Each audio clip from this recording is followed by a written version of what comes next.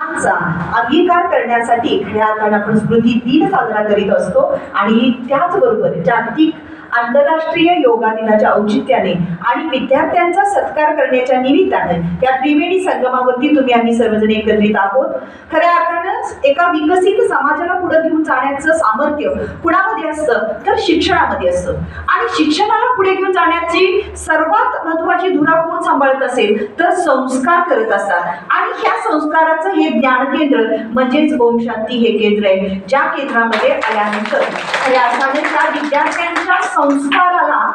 शिक्षण आणि संस्कार याची सांगड घालण्याचं एक खऱ्या अर्थाने शक्ती देण्याचं काम जे कोण करीत आहे तर हे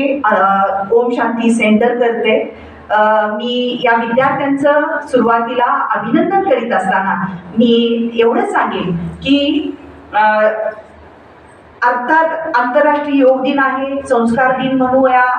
या निमित्तानं आवर्जून युवकांच्यासाठी ज्यांचं युवकांचं प्रेरणा म्हणून आपण बघतो ज्यांच्याकडे ते म्हणजे स्वामी विवेकानंद. खरं तर सर्वजणांना आपल्याला माहीतच आहे, देश होता पण स्वातंत्र्य नव्हतं, देह होता पण देहात प्राण नव्हता, चारी दिशा अंधारून आलेल्या होत्या, काळ क्रूर पडत चाललेला होता, धर्म अधर्म नीती अनिती यातील फरकच माणूस विसरलेला होता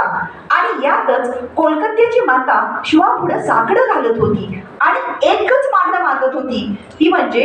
परकीयांना नमवणारा, युवकांना चेतवणारा आणि भारतीय संस्कृतीचं संरक्षण करणारा असा एक वीरेश्वर माझ्या पोटी जन्मासते. आणि म्हणूनच ज्ञान विज्ञान आणि अध्यात्माचा दीपस्तंभ या भारतभूला मिळाला, ज्यांनी जगाच्या व्यासपीठावरून आपल्या भारताची संस्कृती आणि संस्कार सांगितले.